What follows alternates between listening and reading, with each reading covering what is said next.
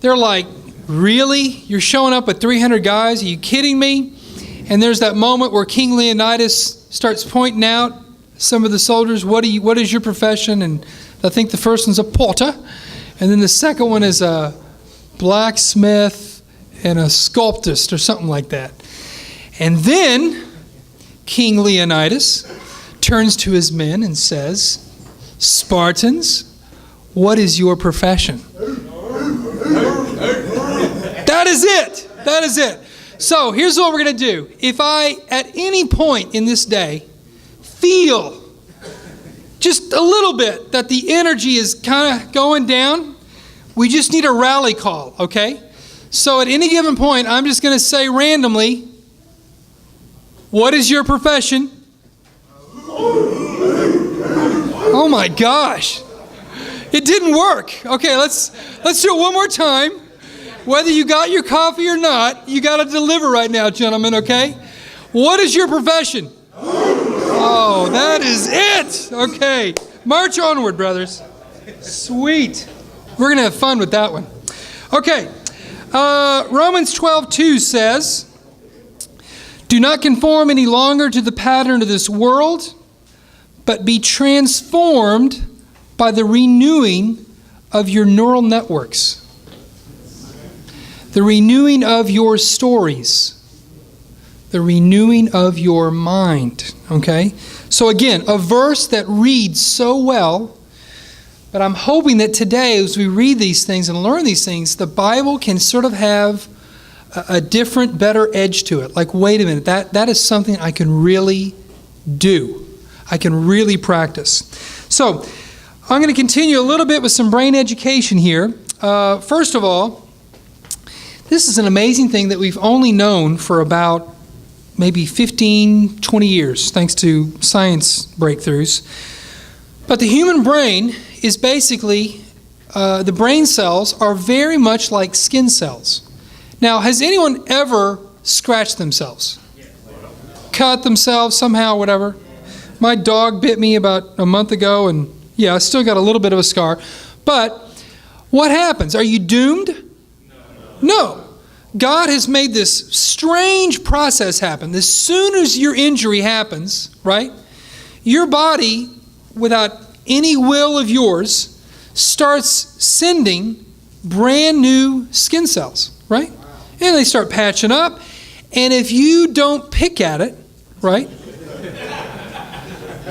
if you don't get in the way, this miracle will happen, right? And it is miraculous. I mean, where do these skin cells come from? I mean, look at me. That's all I got. Where do they come from? So if you stay out of the way, the body naturally tries to repair itself, okay? Now, I don't know about you, but when I was a kid, we had these funny but terrifying commercials on Saturday mornings as you're watching your cartoons. And they show the famous commercial where they show this egg. This is your brain, right? And then they crack the egg on the skillet, and that egg just sizzles and fries for a little bit. And then what do they tell you? This is your brain on drugs, right? And they scare the living daylights out of you, right? Now, did it work? No. I use drugs anyway, man. Come on.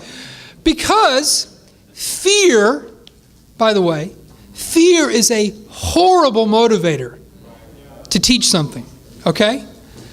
And furthermore, the commercial was wrong.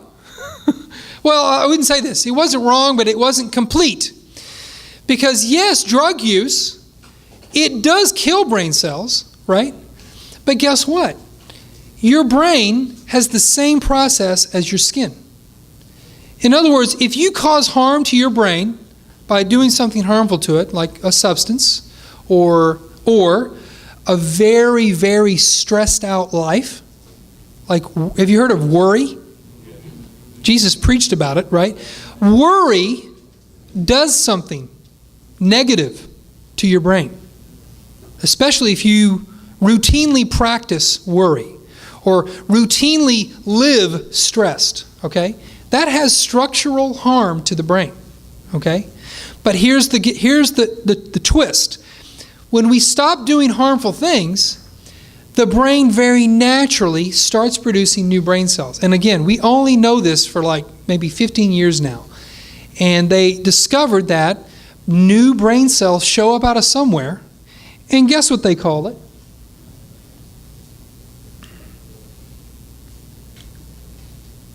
If my clicker works, we'll see it. Look at that. They took our word, man. Can you believe it? Neurogenesis. Okay? So out of somewhere shows up these new brain cells. Now, that brain scan I showed you just a second ago. Okay?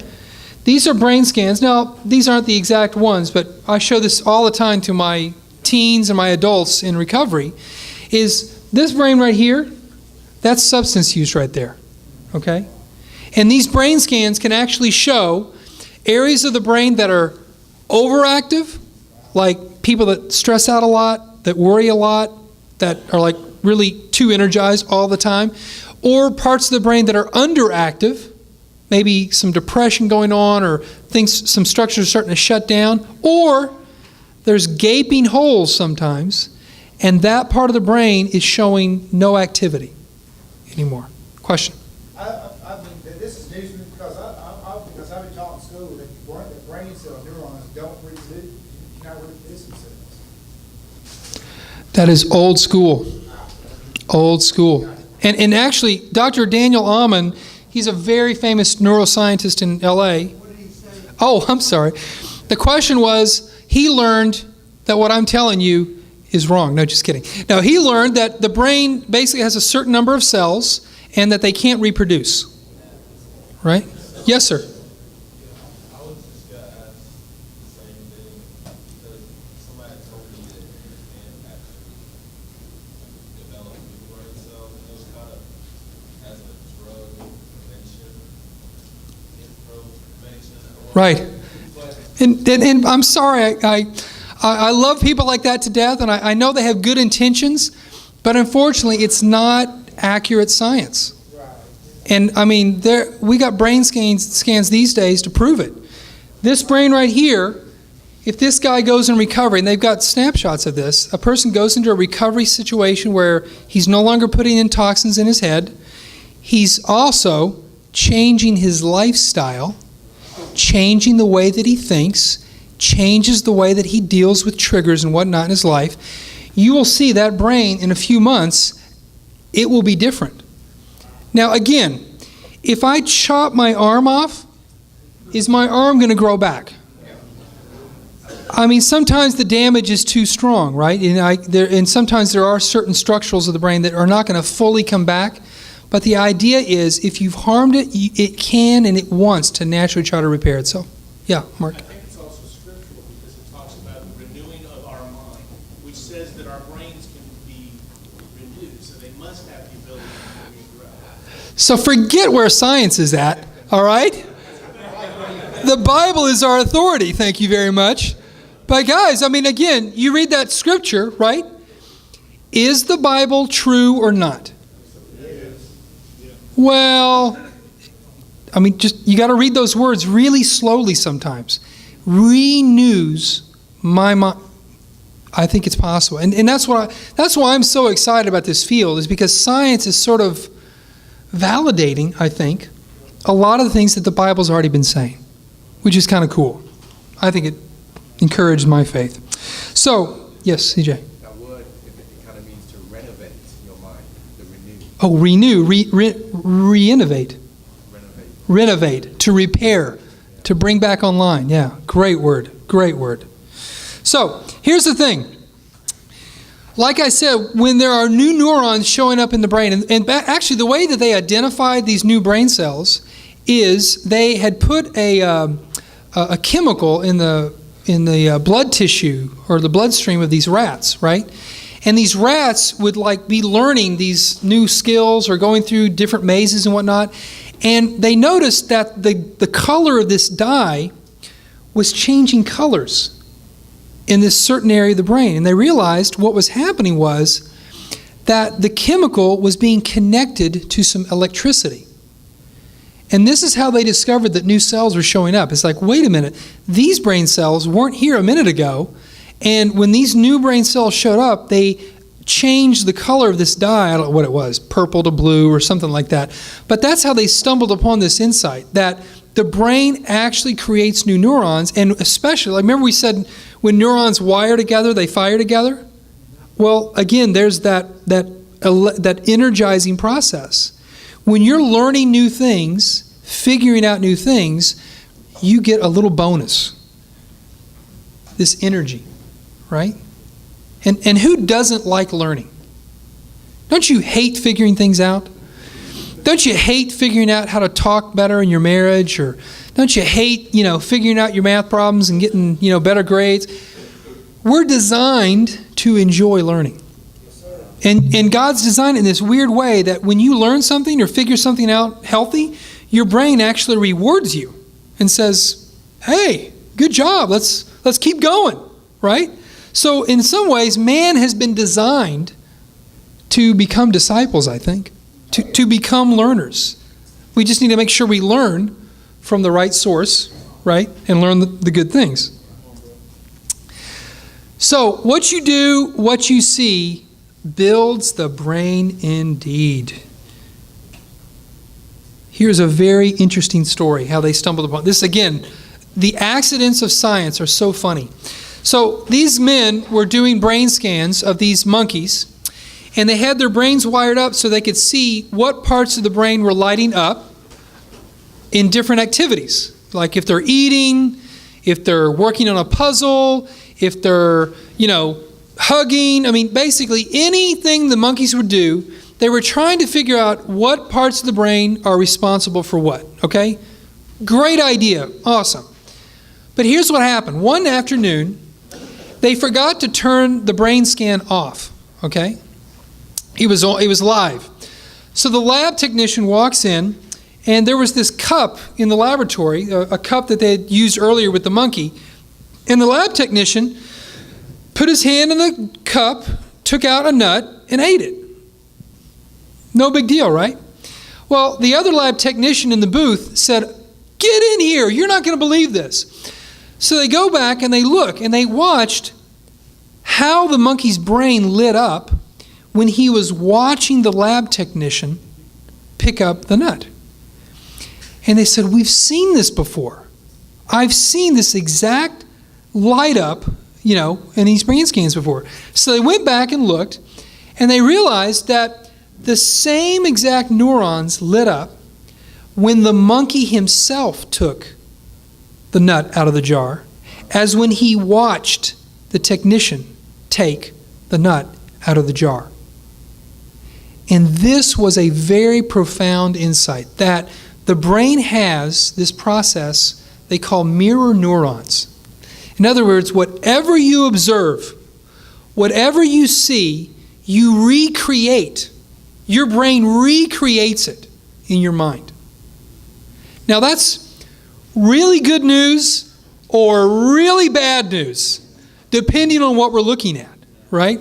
And CJ mentioned this scripture yesterday, but if you look at Matthew 6,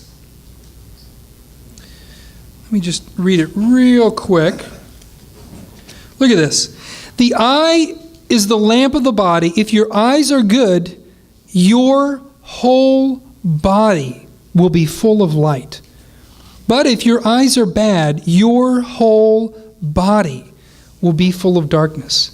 If then the light within you is darkness, how great is that darkness? Guys, oh my goodness. Was Jesus right? And not to mention Matthew 5. If you so much as look at, you are creating that in your mind. It's amazing. Yes, sir. My son was left-handed. When he started to school, the teacher would write something and she'd go like away from her little finger. Uh-huh. And he would write things and he brought it home and if you held it up in the mirror, you could read it. Because he'd go the same way that he saw his teacher's hand go. So what he saw, he just replicated in his own mind and just mimicked that behavior.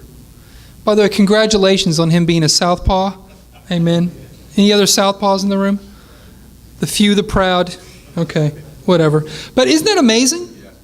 Amazing. You watch, you learn. So guys, that's what's cool about church, I think, is that in church, you can actually watch a lot of good things. You can watch good fellowship. You can watch how people are, honest and talking about what's really going on in life. You can watch people articulate convictions. I mean, you're just surrounded by things that can actually provide really great neural networks for your head, which strengthens us. So, anyway, I think that is amazing. So, we're going to get into some funky stuff right now, so look out. Be certain of what you do not see. And this is a very interesting insight about visualizing or imagining things, okay? Now, earlier we did that exercise, right? I said white bear, right? Now, did a white bear show up in this room? No. You all, that would have been really cool, maybe. But anyway, we imagined it, right? We imagined it, right? And that's very interesting. Now, here's the strange thing. When they do brain scans, right, they've been able to actually show that when a person looks, let's say, at an angry face, okay? Can everyone do that right now? Just do a real angry face. Now look at your neighbor. Okay, stop it, guys. Stop it. Some of you guys are holding on to that a little too long. But anyway, I'm sure there's something going on there. But anyway, but guess what? When you see an angry or sort of an upset face, whether you like it or not, when you look at that, it stimulates certain chemical reactions in your brain. Okay? Now, here's what's interesting. When they compare brain scans of a person actually looking at an angry person versus imagining an angry person, the scans look almost identical. Which again, is it good news or bad news? I do not know, right? It all depends. What do I imagine, right?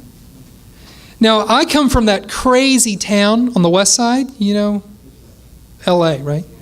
Hollywood, that whole thing. And what is that about? Hollywood is a very creative place.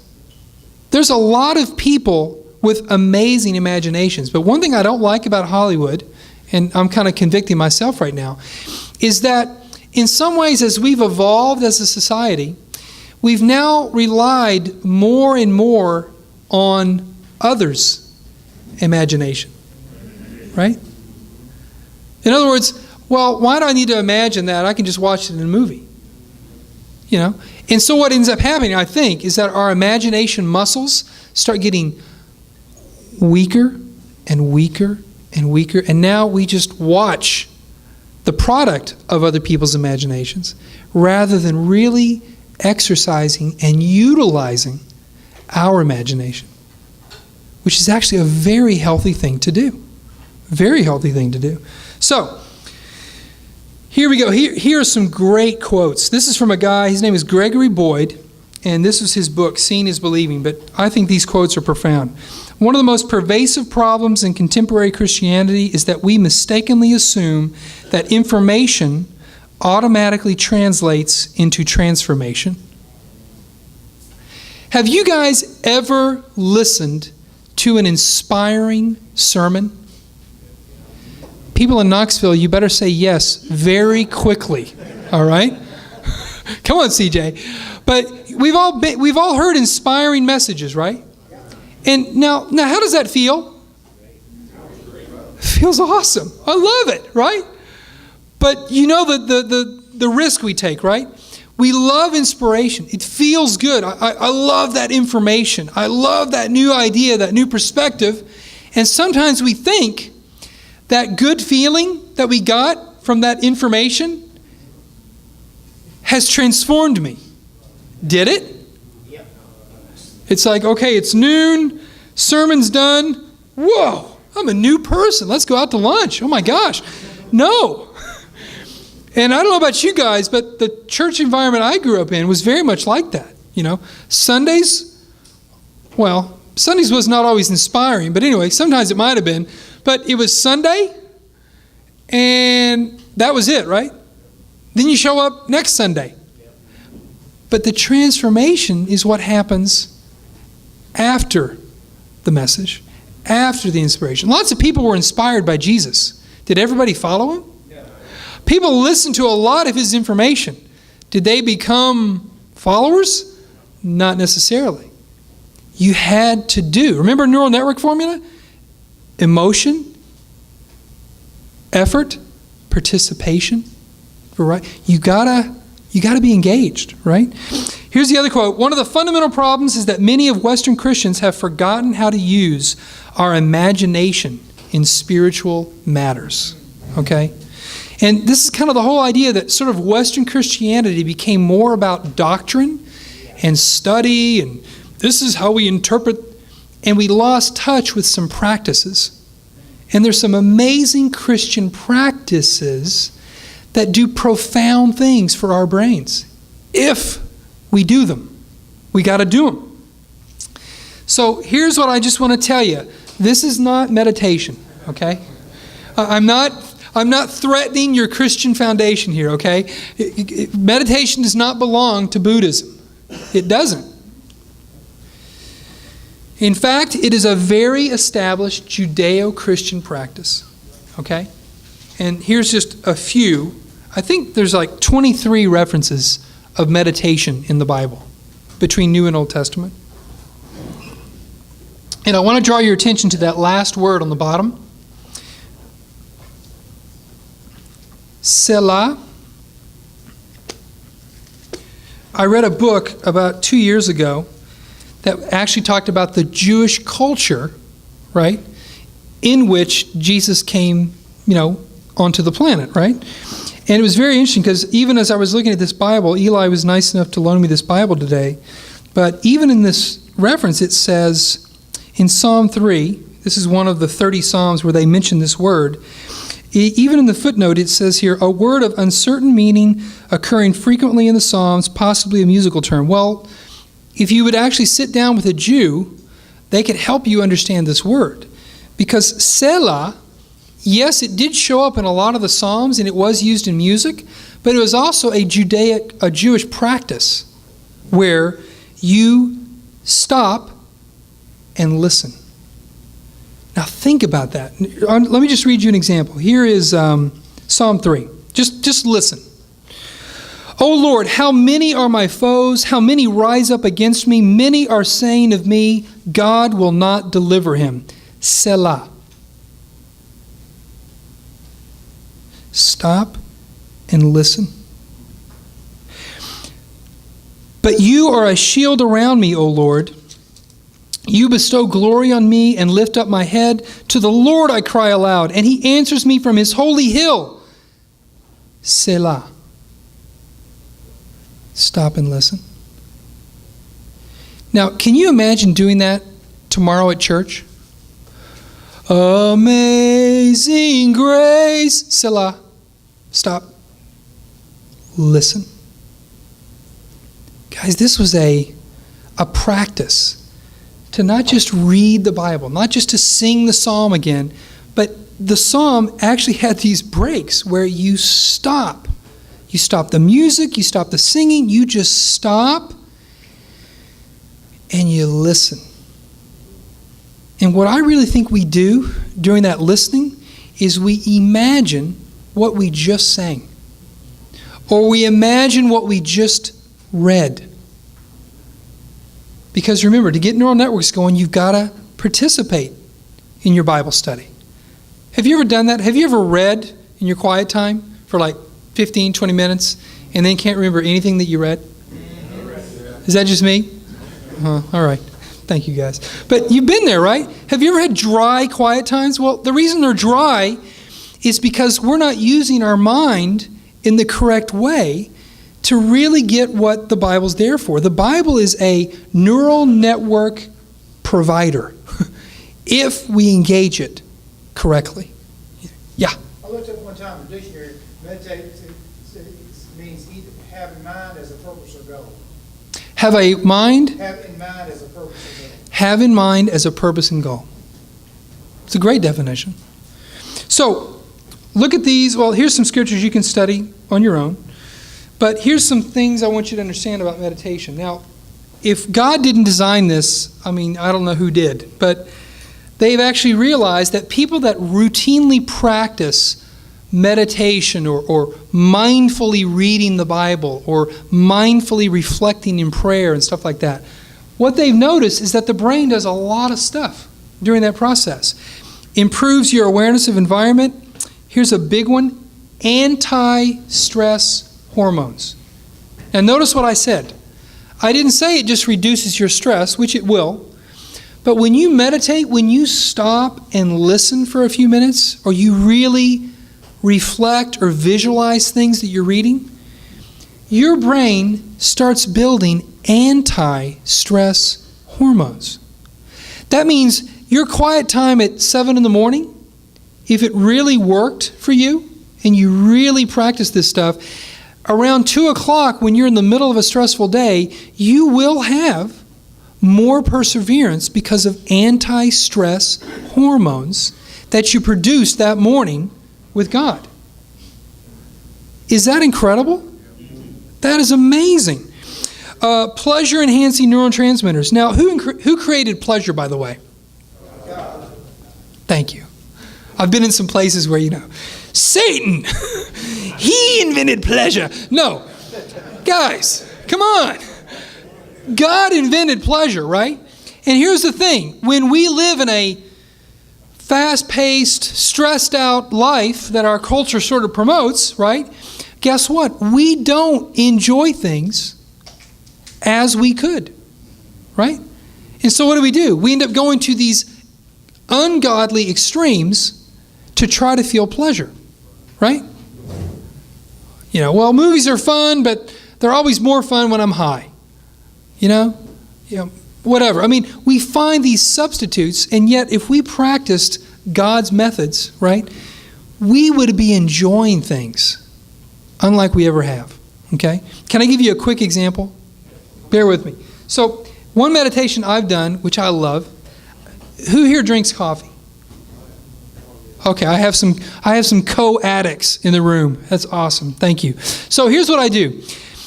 I don't just have my cup of coffee. I have a moment with God and my cup of coffee. So what do? First, I notice the cup. I notice the design on the cup. I feel the texture of my favorite mug, right? I'm feeling it, Now notice how slow this is, right? Some of you are uncomfortable right now as I'm about to go this. So I'm holding this, and then before you pour, you feel sort of the weight of the coffee mug, what do you call it? Then you pour, and stop, just a second. You listen. You listen. What's the sound of coffee pouring? Okay, you listen, and then you watch steam, and you observe steam. Steam, okay. And now I'm a creamer guy, right? So I get a bonus. I add cream, and then, you watch that little creamy cloud, that goes all over the place, right? It's kind of mystical, right? You observe that, and now you can drink your coffee. Nope, not yet. No, now you gotta smell that steam, man. You gotta feel that, right? And then you take it in really slow, and then you notice, what does that feel like as it goes down, right, down my throat? Guys, tell me that's not good for your brain, okay? That is what it's about. That is Selah with a cup of coffee. Now, can you imagine? You could do that with just about anything, right? I have little Selah moments when I get in my car. One time my coworker saw me rushing out of the office one time real quick, and I had a little scooter at the time, and he's like, "Dave, dude, the other day you left so quickly, and dude, it made me nervous just watching you so panic rushing out of the work. And I'm like, gosh, thank you for that thought. So I started realizing, wait, I'm in this pace where I'm just so busy, I'm not even thinking. So I had this little commitment with myself. Okay, every time when I sit on my bike or I get in my car, I just have a moment. Stop and listen. And guess what? God speaks when you listen. He speaks. And just that little process starts this stuff going, which these are all amazing perks, right? If we don't just read Christianity or attend Christianity, but we live Christianity. It is amazing.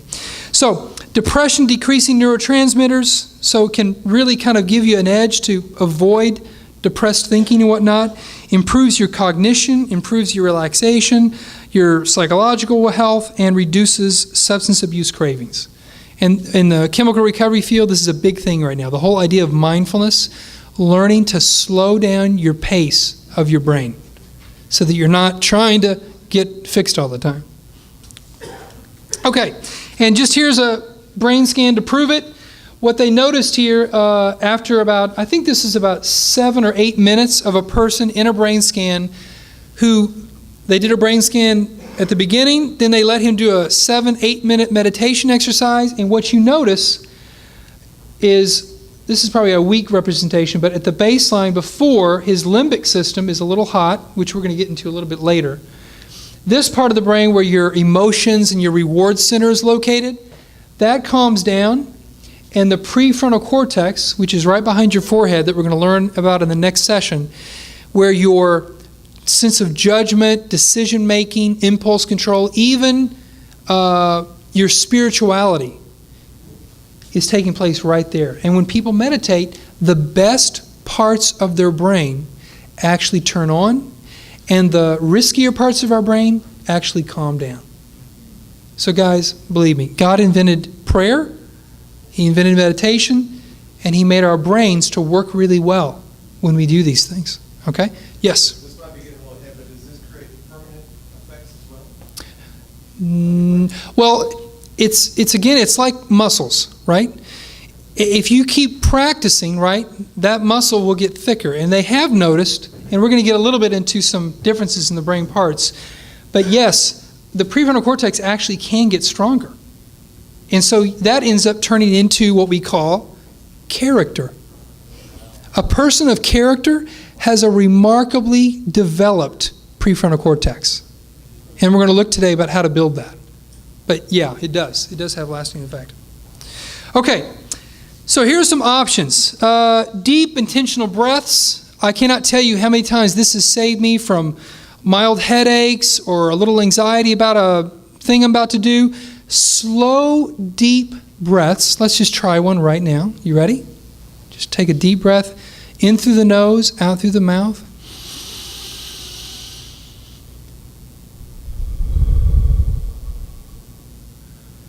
Did you notice anything in your brain right then? Any shift? Some people report kind of a lightheaded feeling or a little bit of a tingling. Again, guys, this may be a new muscle for some of us, okay? But when you take deep breaths like that, you actually send more oxygenized blood to your brain. It's like sending premium gas, right, to the engine. I mean, it's good gas, right, which actually helps the brain function more smoothly, more clearly. So slow, deep breaths are key. We just talked about Selah. Visualization prayer. This is a really cool one where you don't pray sentences, you pray ideas. I was doing this with my wife for a while. We'd go on these prayer walks, visualization prayer walks, where you're walking along and I just say, Mark and Karen happy. And both of us knew what we do right there is we just visualize this couple in our group that we've been helping and working with. We just visualize them in our head happy. Happy. Then my wife goes and she's like, balanced budget. And then my brain just, no, just kidding. So we try to visualize, okay, What would life look like? Balanced budget, right? And just picturing that, right? Here's another one. Picture someone in your group blessed. What does a person look like? Blessed. Just picture anybody in your group. What do you notice? What do they look like? Happy? Relaxed, calm? I usually I go really crazy with this. I visualize sort of a light just sort of on them, like just lighting them up, right? They just look alive, right? But guys, believe me, God made it so that if I do those kinds of things, not only do I get a blessing, right? But my relationship with that person just got a blessing, right? Because, man, I've been visualizing you blessed all week long. I can't wait to see you, at D group or whatever we do, right? It strengthens the best parts of our brain. Visualization reading. Guys, slow down when you read the Bible. Don't just read it. Those words represent ideas. They represent scenes. They represent an actual moment where Jesus stood somewhere and described this splinter plank thing, or he sat in a boat, or he, held a child. I mean, guys, these are all cues for us to visualize. I'm telling you, your Bible study, you will enjoy it so much more when you start kind of living it in your mind. I like this one. I have fun with this one. Try opposite reading. You ready for this one? Now, please don't call me a heretic, but anyway. Here we go. Consider it pure misery, my brothers, whenever you face trials of any kinds. Now, when I read that, what was your immediate thought? Darn right. Oh, careful, brother. He needs to study James a little more. But anyway, as soon as you say the opposite, guess what happens? Your neural network, for what it's supposed to say, just lit up, right? When I call that speaker green, what just happened in your brains? You had a weird, funny story about me, right? What is wrong with that guy? And then your brain also said, no, that's black. You see it? And by doing that, it actually, and what I've noticed, it actually strengthens the message for me. Like, wait a minute, consider pure misery when you go through trials. Well, no, that didn't really make sense. So I get it. Pure joy. It like strengthens the real message that's supposed to come there. Except for you, bro. I'm sorry. Hang in there, man. I love it. And then passage elaboration, it's just basically read, stop, listen.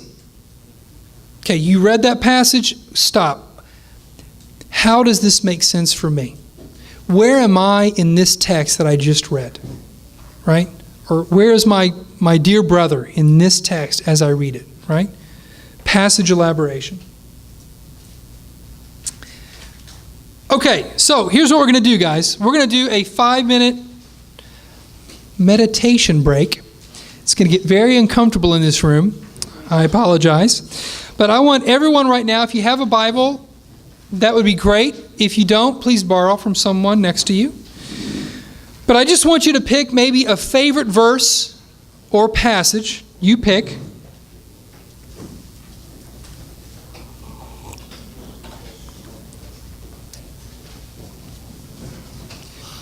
And I want you to practice what you just learned. In other words, take that passage, and I want you to, with yourself, read it incredibly slowly. And every few words, I want you to just kind of pause and imagine what you just read. Visualize what you read. And before you start, I want you to take a good, slow, deep breath. Like, let's just put the brain gears down 1 or 2 gears, okay? Slow it down and then enjoy that passage.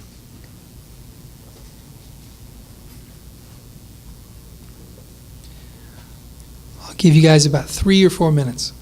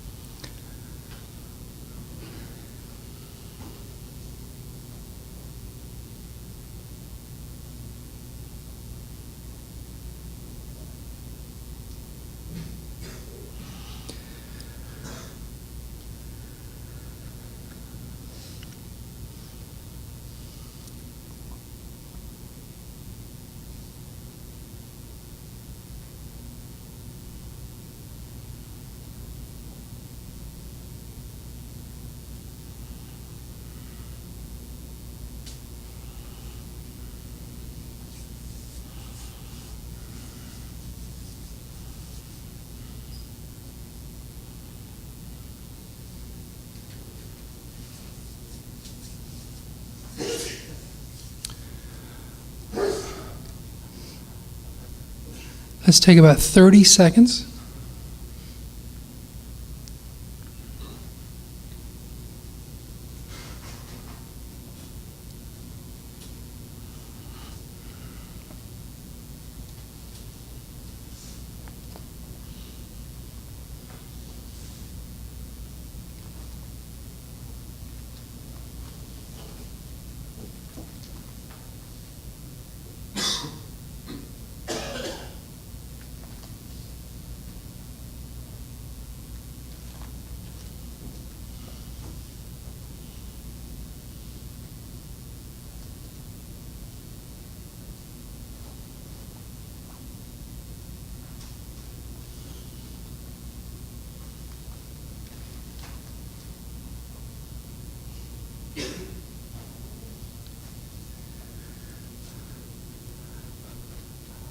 Okay, let's pause right there. And if I could ask maybe a couple of volunteers, what was this exercise like?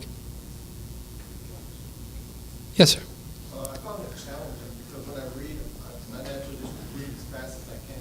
I jump ahead, Right. read fast. So I had to do it 2 or 3 times just to do it, and then I forgot to visualize. So I was like, just like, okay. So it was Right. very challenging. Okay. Thank you for being that honest. And by the way, that's very, very normal. Okay? Yes, sir. My favorite story is, one of them is Jesus' confrontation with Legion, but I was able to visualize the lake and the boat, and, was there a meadow, there's some trees the guy was hiding in. Right. Why would he aggressively run to Jesus? What prompted that?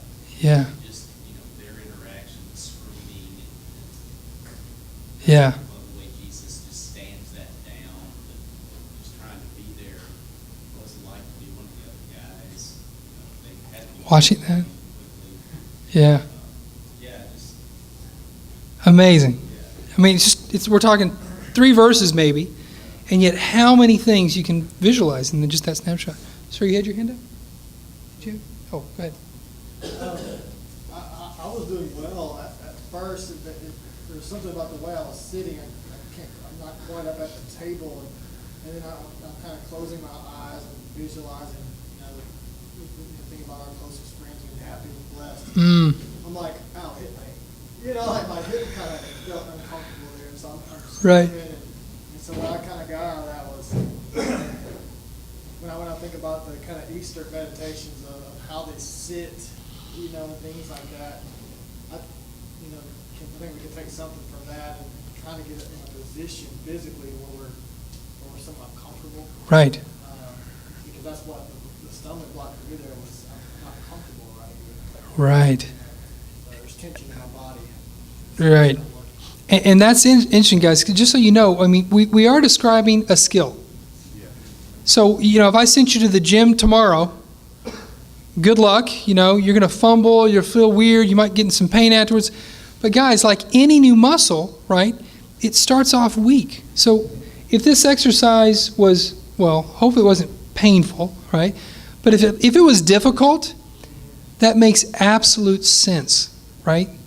Because if you don't practice something, you can't assume you're just going to be good at it, right? And yet it's questions like, okay, wait a minute, what's a comfortable position? Okay, let me get comfortable.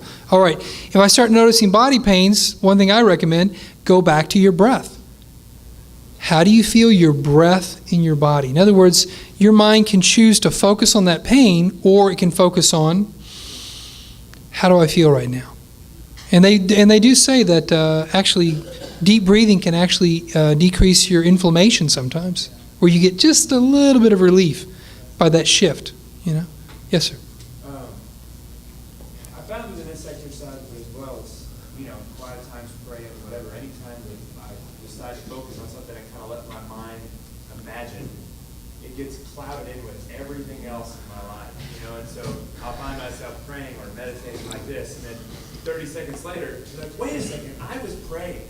You know what I mean? Because now I'm like totally off, and and now I'm 20 minutes down the road, and I'm like, wait a second, I was supposed to be praying here. I was supposed to visualize something, and now I'm off on this other track thinking about the worries of life or whatever it is that came into my mind, some story. Right. And it's just hard to know how to shut that off so that you can imagine what you want to focus on. And by the way, that excellent example, and of course, no one in the room could relate to you at all. Just kidding. But isn't that interesting? Because, again, it's a muscle. Focus is a muscle.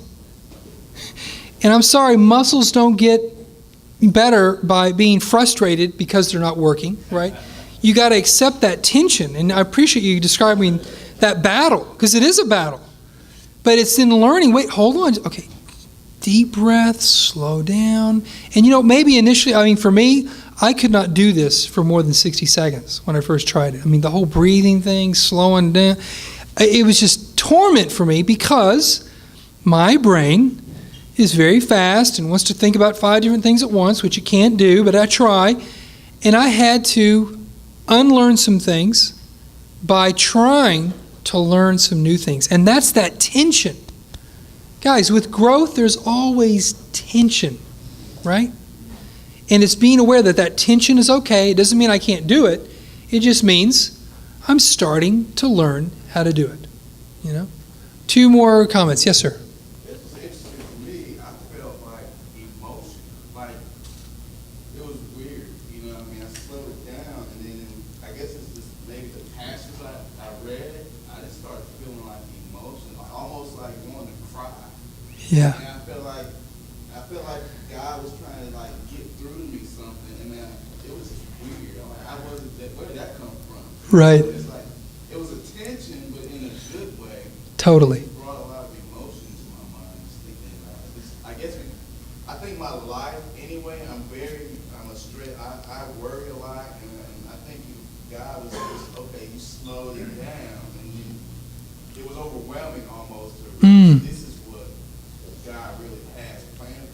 Yeah. slow down. And so it just brought a lot of emotion, almost to tears. Thank you so much, because that, guys, as men, we need to hear that, right? Because I'm sorry, we have our society culture, and then we have the Bible culture, and they are very different. I mean, when I grew up, I saw my dad cry twice, maybe. I mean, as I watched men, right, I took notes. Remember earlier, you learn what you see? So if I don't see a lot of guys emotionally in touch, well, to me, that's what's normal, right? You're not supposed to be emotionally. And I think that's where the discovery is. Wait, was Jesus emotional? Yeah. Absolutely. Who are we following? Thank you. So this is good news, right? That we can actually allow God to define our understanding of emotions as opposed to maybe our family or our culture or our background, right? Because God wants us to give us His experience, right? So thank you so much for sharing that. Yes, sir. Yeah, it really hit me on a soul level as well. I think it's good for me to be able to differentiate, because a lot of times I can have a quiet time or just spend time with God and not really connect on a soul level. Right. Not really being able to pick up on the things and differentiate between those times and the times that I don't have a good time with God. But I think that, this practice helps me realize that the time that I'm able to have a good time with God is the time that I've been able to actually happen to be able to sit off. And so Right. it's good to be able to know that that's something that is at my disposal. It's not just happenstance. I can have a phenomenal time with God whenever I choose to do this. Right. Oh, great news. Great news. CJ. As I was doing it, I thought to myself, I know how to do this, but I could be so lazy in my quiet times. Almost just checking it off. Yeah, I prayed today. Yeah, I read my Bible today. Right. Rather than actually, I connected with God today. Yeah. And, I kind of thought of 1 Timothy 4. Train yourself to be godly, and it takes training. Yes. To Yeah. really do this. Right. And I don't want to put the training in, but yeah, I still want to have the results. But Yeah. I want to put the training in. Isn't that? And guys, that's the story of our day, right? Do men like results? Yes, sir. Oh, yes, I do. And tell me how to get there as quickly as possible, right? And that's the real toxicity, by the way, of pornography. Pornography actually kicks in the brain a hyper-stimulated state. And once that baby is hyper-stimulated, it starts liking being hyper-stimulated. So then shifting gears to Salah, you're kidding me, right? But that's how we break it. We start learning to direct our brains as opposed to the world directing our brains, Yes, sir. Sure.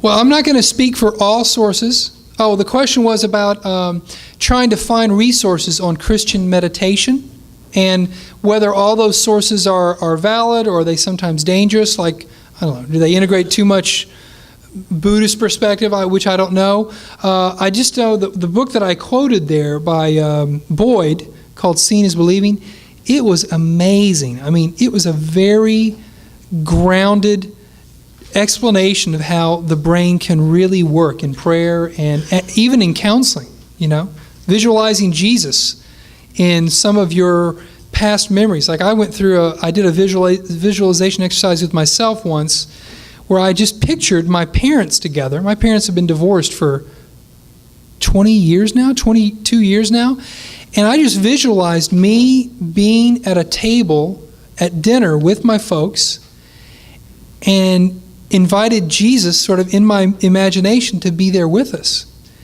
And it was like I had never grieved my parents' divorce until I did that. And Jesus just, I imagined what Jesus would say to me. And how he addressed, wow, you lost something. This is something this was your home for so many years, and now, they're not together. They never will be together. And it was I felt a very healing exercise, which to me, I mean, we all believe in prayer. I just think sometimes we don't even fathom the full potential of prayer, So, guys, let's take a quick break. Let's just stand up, if you don't mind. I want to make sure we have time to get out for lunch. Let's just stand up and stretch.